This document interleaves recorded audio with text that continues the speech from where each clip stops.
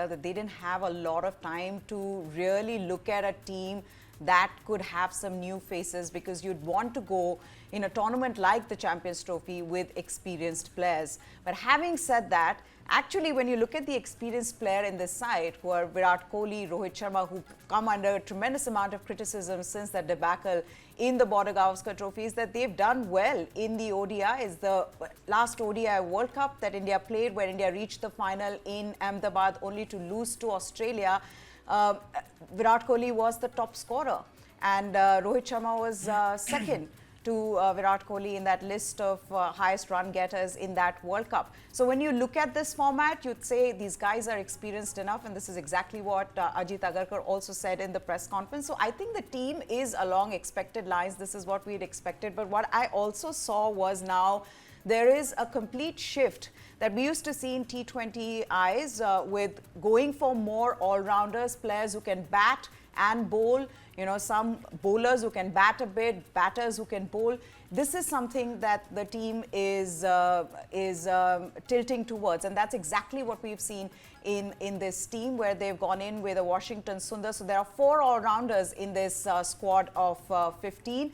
And Mohammad Siraj, unfortunately, has to miss out because they're still not sure on Jasprit Bumrah's injury, which is what Ajit Agarkar also said in that press conference, where he said that Jasprit Bumrah, who's had back spasms, who missed the Sydney test, he will not be available for the first couple of matches that India plays against England. Remember, there's an ODI series before the Champions Trophy, 3-match ODI series that India will play. But the good news is that Mohammed Shami is back. He's been doing well. He's fit. He's actually been bowling well in the Vijay Hazare Trophy as well as the Syed Mushtaq Ali Trophy. So that's good news, because he was India's highest wicket taker in the 2023 World Cup, and we know how lethal he can be with the new ball. So that's good news. The other, of course, Yashasvi Jaiswal, a new face, is back.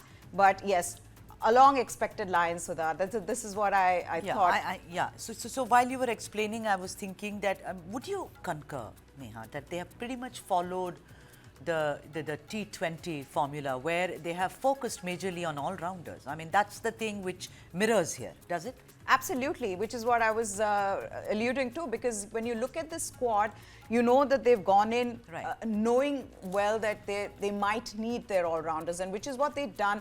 In fact, I was comparing this squad to the T20 World Cup final squad, and I saw a lot of similarities there. In that, India had gone in with 4 all-rounders, but that was the playing 11 I'm talking about. Here, even in the squad of 15, to have Washington Sundar there, you can take a look at that. Washington Sundar, there is Akshar Patel. We know these guys can bat, they can bowl. There is Hardik Pandya, of course, and there is Ravindra Jadeja. And they've, of course, gone in also with spin bowling all-rounders, Sudha, because these matches are happening in the UAE.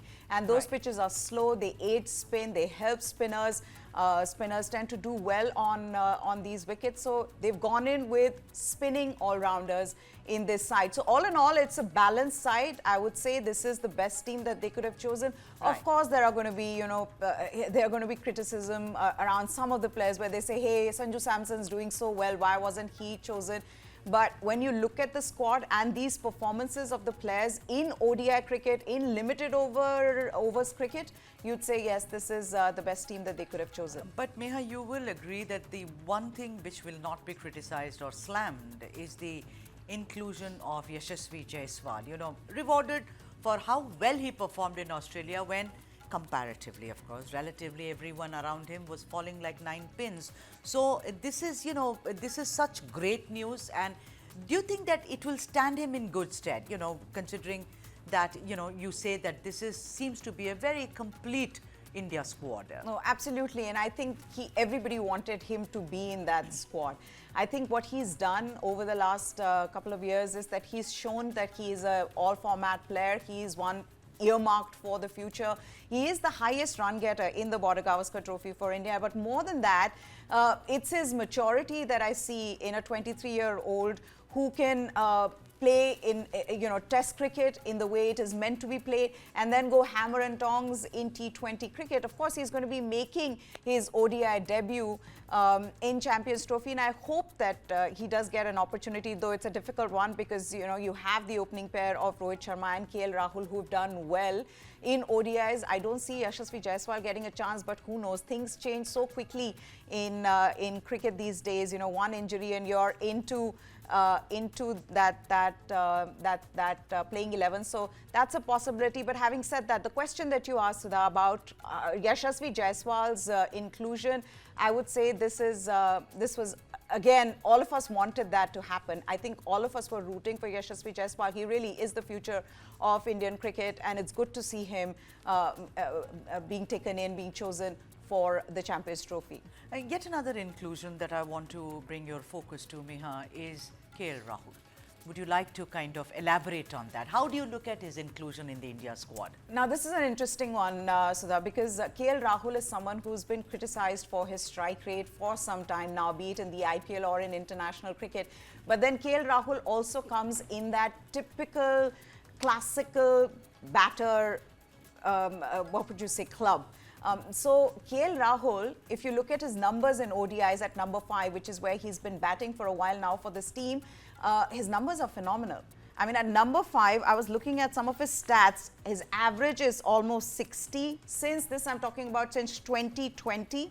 KL has the second best average behind AB de Villiers for batters, having played 30 innings. So as much as people can say, KL Rahul and he's slow and he chokes in big match situations, at the end of the day, he has performed for this team and his numbers are there to see. But I think it's also the experience of KL Rahul and how he's, he's just a complete batter. And he has done well in ODI. So, yes, very much right there with Rohit Sharma. It was decided. I mean, the first top 4 I knew would be no discussion there, no brainer, with Rohit Sharma and KL Rahul as the openers. At number 3, the legend Virat Kohli. At number 4, Shreyas Iyer, who's again done really well. He's averaging 15 ODIs, not put a foot wrong for this team, and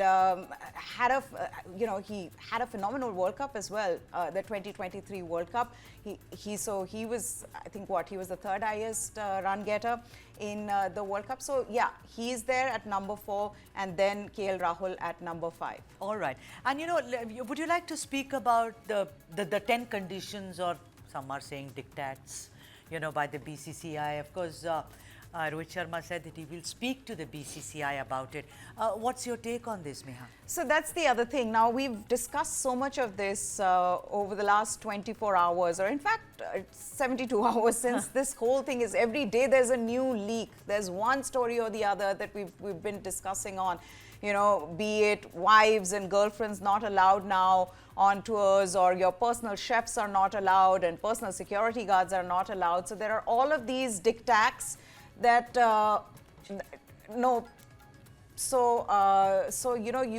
you have to you have to look at it in a way that, and which is what Ajit Agarkar also alluded to. He spoke about it in the press conference where he said that, look, this is not a school. This is not where, a headmaster sits and tells you these are the rules. These are just rules, basic guidelines that every cricketer should follow to make sure that the team excels at the highest level. And when, in fact, Rohit Sharma was asked that question, he just said that it's not official, so I can't say anything about it.